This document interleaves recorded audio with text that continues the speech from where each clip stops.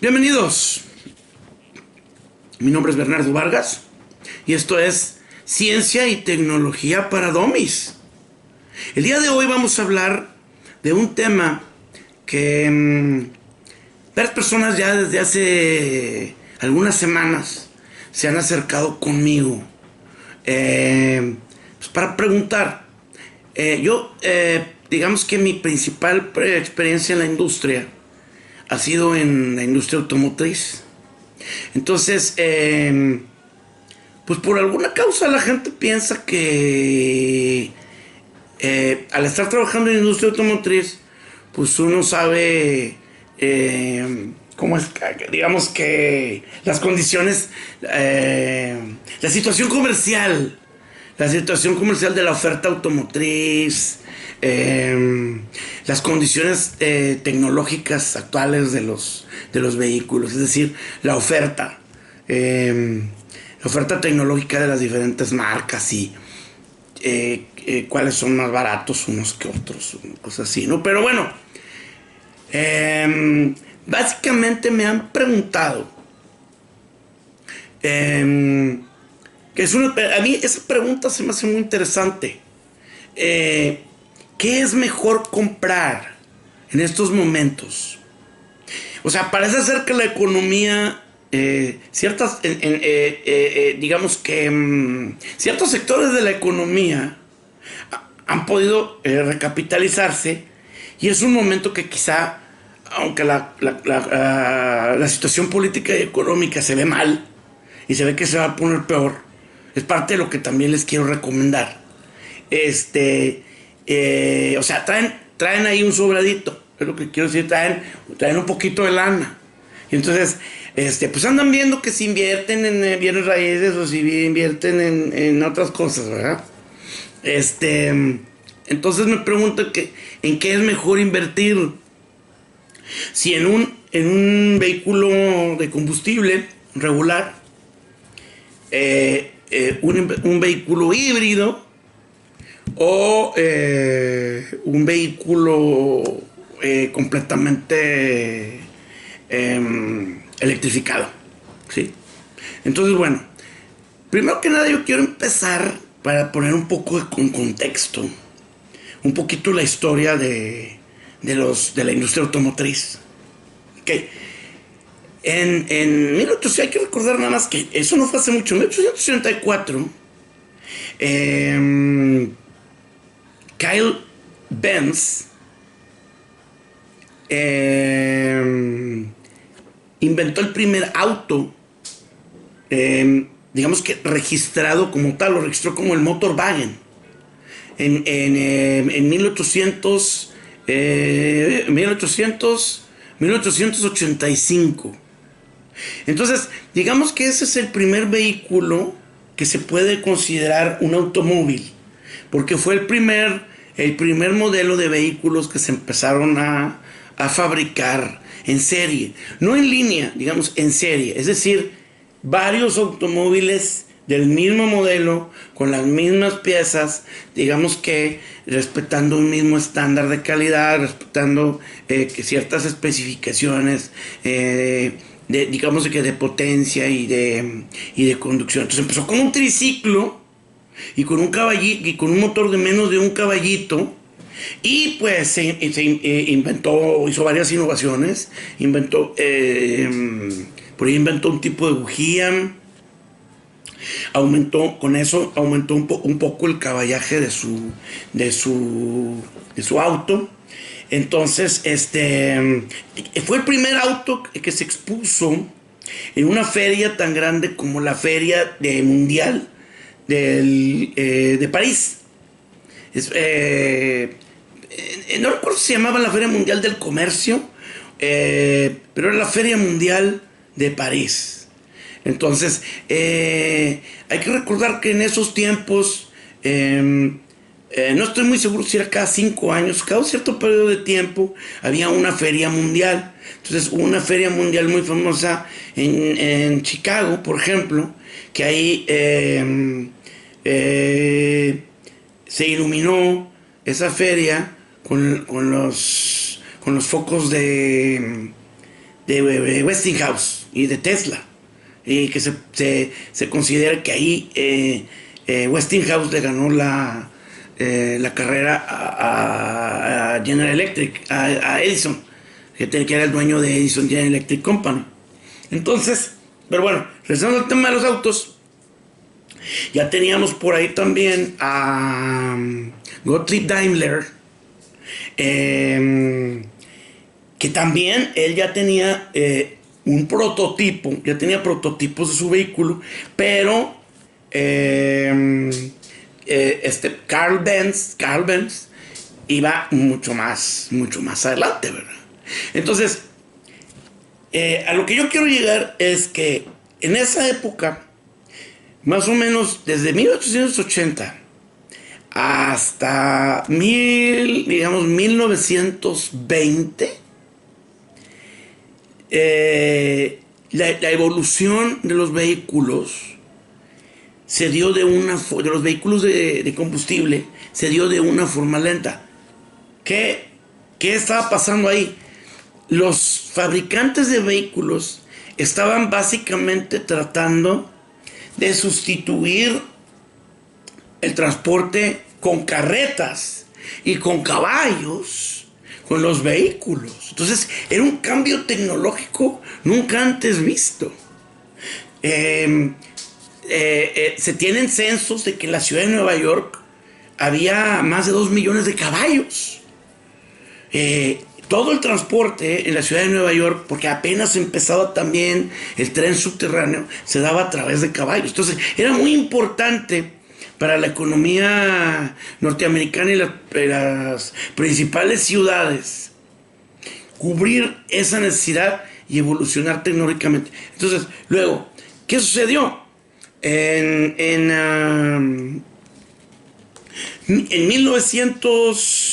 la década de 1910, por ejemplo, se dieron varios avances. Gottlieb Daimler y ahí en su empresa, con sus ingenieros, diseñaron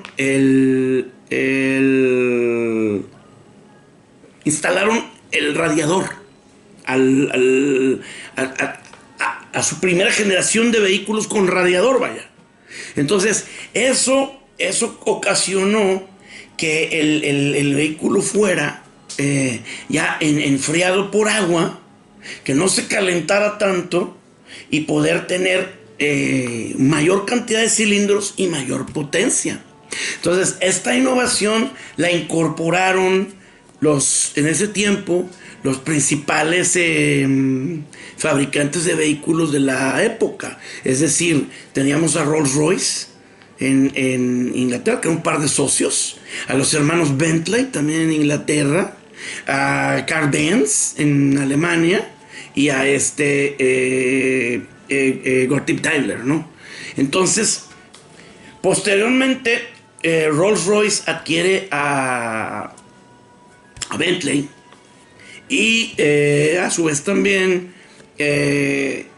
Daimler adquiere a Benz y se forma el consorcio alemán Daimler-Benz ya para el final de la década de los 20, pero ahí ya llevaban muchos avances. Es decir, ahí por ejemplo ya los grandes vehículos que ya eran con una potencia ya de 150, 200 caballos,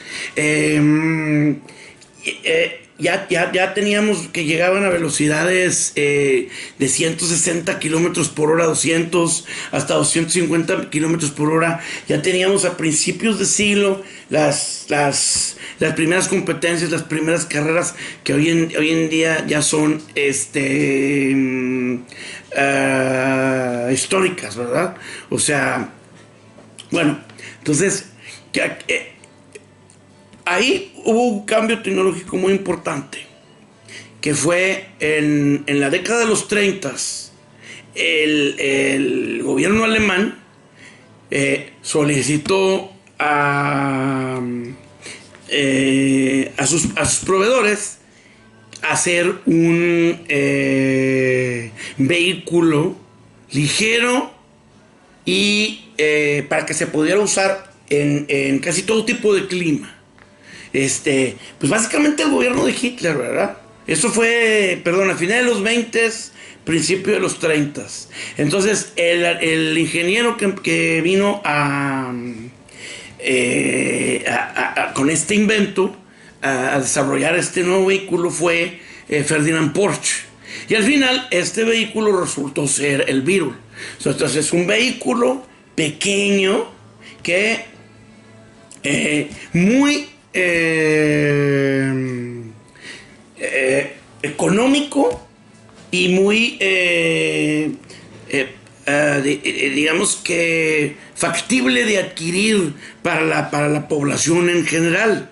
Entonces, este fue el caso de Henry Ford.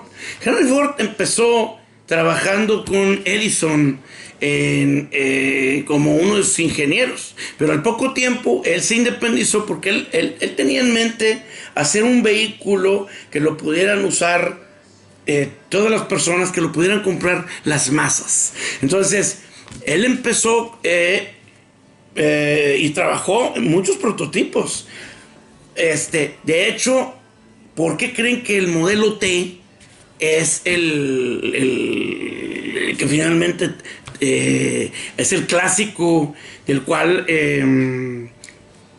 se produjeron más de 19 millones de unidades en ese tiempo?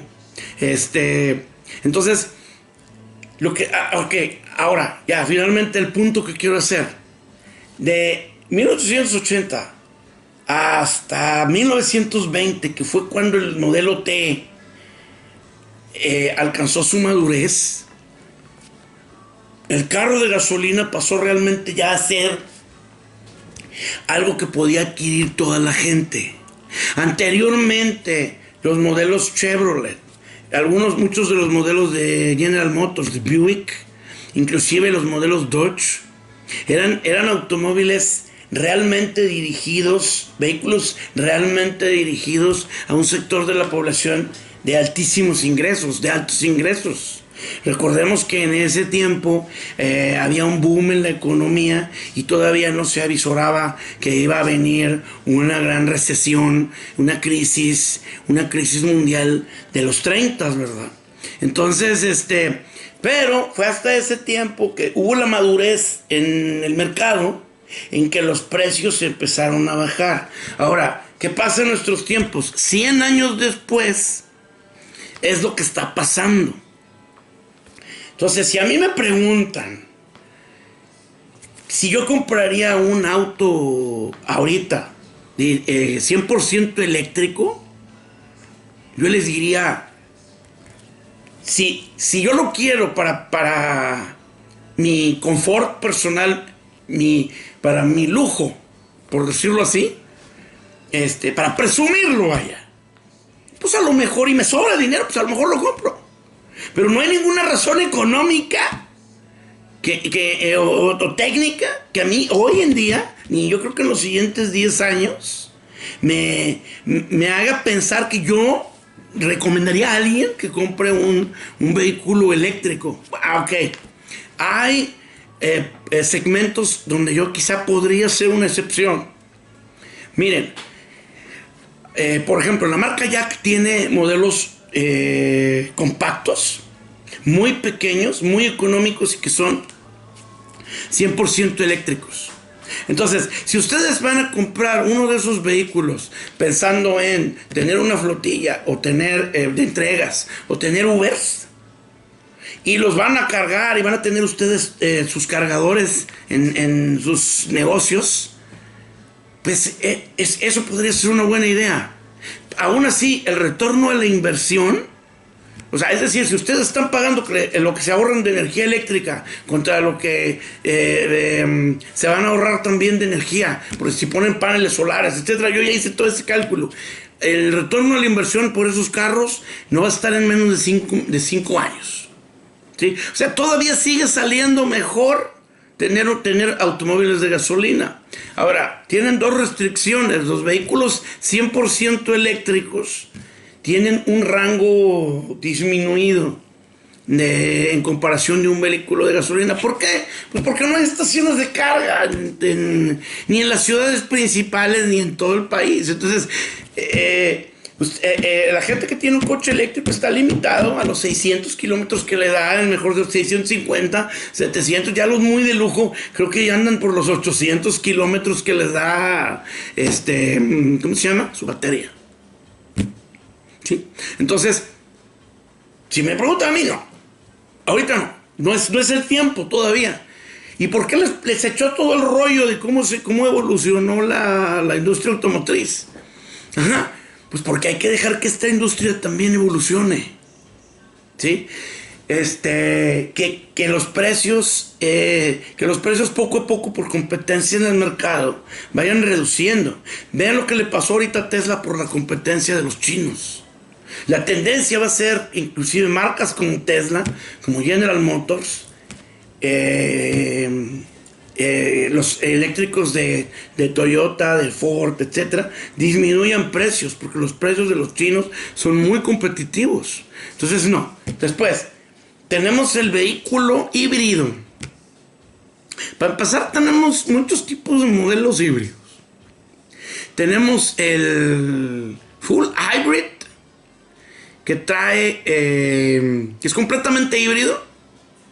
O sea, ¿eso qué quiere decir? Que tiene un motor de corriente alterna, por lo menos un motor de corriente que también soporta la tracción o ayuda con la tracción junto con el vehículo de gasolina. O tenemos los como que le llaman half hybrids, que son puede ser desde un generador, ¿sí? Es un generador eléctrico que con el frenado dinámico genera energía a su vez para asistir con todo con todo lo eléctrico que se da adentro del carro. Pero el carro sigue básicamente funcionando a través de un motor de gasolina para llevar a cabo el movimiento, ¿verdad? Entonces, como ese, pues hay otros que ya no es en sí un generador, tiene un motor que apoya al motor de combustible, pero se dice high hybrid porque no está conectado a la tracción, vaya. Entonces, bueno, ahí digamos que aquí tenemos muy buenas opciones, porque el half hybrid, digamos, si nosotros comparamos el precio de un modelo de carro con la versión half hybrid o híbrida o semi híbrida, si lo quieren decir así, ese feature, esa característica probablemente les va a costar de entre 15 a un 30% más del valor del vehículo, ¿sí? Es decir, si el vehículo cuesta 300,000 pesos, ustedes van a terminar pagando entre 360 y 400,000 pesos, porque sea mitad híbrido. Sin embargo, el ahorro de combustible que van a tener también va a ser muy bueno. O sea, va a estar prácticamente lo mismo, entre un 15 y un 25%. Lo que pasa es que ahí el ahorro de gasolina ya depende del consumo de gasolina que ustedes tengan. Si ustedes, por ejemplo, consumen, por decir mucho, ¿no? 5,000 pesos al mes de gasolina, y el mitad, o sea, pueden comprar gasolina completamente, de combustible, nuevecito, de lujo, como lo quieran, y pueden comprar el híbrido. Bueno, pues yo les recomiendo el híbrido porque se van a gastar un poquito más, pero van a estar ahorrando 1,000 pesos de gasolina al mes y no lo tienen que conectar. Y ese feature, los híbridos también tienen mucha mayor alcance. Es decir, pues obviamente tienen más alcance que el que tan solo es de motor de gasolina ¿Por qué? Porque tienen que llegar a una gasolinera antes por el rendimiento, ¿sí? El rendimiento de un híbrido, al ser mucho mejor, pues le da más alcance, lógicamente, ¿no? Entonces, aparte se van a estar ahorrando esos 1,000 pesitos, ¿sí? Entonces, por ejemplo, en un año, son 52 semanas, pues ya se ahorraron 52,000 pesos. Ya cuando muy caro, a lo mejor en 3 años ya pagaron 2 años, ya pagaron la inversión extra que hicieron porque fuera híbrido. ¿Sí? Sí, espero que me hayan seguido. O sea, un híbrido les va a salir un poco más caro, 20%. ¿Sí? Otra vez, depende del consumo de gasolina. Si el carro cuesta 400, 20% son, 25% son 100,000 pesos. Van ustedes que se van a gastar 100,000 pesos. Ok, si ustedes consumen 5,000 pesos de gasolina a la semana, no se me hace mucho. Ponga usted que si usted consume 2,500 a la semana, ok, esos 2,500 a la semana, lo que va a suceder es que se va a ahorrar 25,000 pesos al año, ¿no? 1,500, no, 1,500 a la semana consume. Se ahorra 20%, son 500 pesos a la semana. 500 pesos a la semana por 50 semanas son 25,000 pesos al año. Con esos 25,000 pesos al año, si pagó 100,000 pesos porque fuera el híbrido, entonces la recuperación de la inversión la va a tener en 4 años. Lo cual no está tan mal, es muy bueno. Entonces, si alguien me pregunta, ¿por qué te irías ahorita? ¿Quieres algo de tecnología que te genere ahorros? Pues yo me voy por el híbrido. ¿Sí? Y ya avancé en tecnología, también ya estoy consumiendo con el medio ambiente. ¿Sí? Ahora, los de combustible. Hay unas opciones buenísimas de EcoBoosts. Que dan unos rendimientos ya de 24, todavía inclusive en vehículos ya grandecitos como SUVs, 22 kilómetros por litro, etcétera. Que si realmente no tienen el dinero, que ustedes quieren el carro más grande, pero no tienen el dinero para irse a un híbrido y no les interesa que sea híbrido, compren el de gasolina. Si pueden comprar diésel, compren el de diésel, les va a dar el doble de rendimiento. ¿Sí? O sea, no forzosamente tienen que pues que ir hacia un lado si a ustedes les gusta el otro. La gasolina todavía va a haber en Estados Unidos, ya sé lo que quieren hacer en California y todo eso, pero lo más probable es que lo extiendan, porque la economía de las personas no da para eso. Y ahorita como viene Trump, es muy posible que a muchas cosas de políticas de prevención de la ecología les empiezan a dar para atrás. Y también viene el ultraderechismo allá en Europa. Entonces el uso de motores de gasolina todavía va para largo. Yo le calculo en los países de primer mundo todavía los vamos a tener por ahí otros 15 años. Ahora imagínense aquí en México. No, hombre, pues ya a lo mejor nosotros ya no vamos a ver que realmente se lleguen a usar más vehículos eléctricos que de gasolina, ¿verdad? O sea, ni la mitad, así de fácil. No sé, 2050 probablemente lo veo difícil. Bueno, esto fue Ciencia y Tecnología para Dummies. Espero les haya ayudado la recomendación del día de hoy. Y soy Luis Bernardo Vargas González. Los espero para la próxima. Gracias.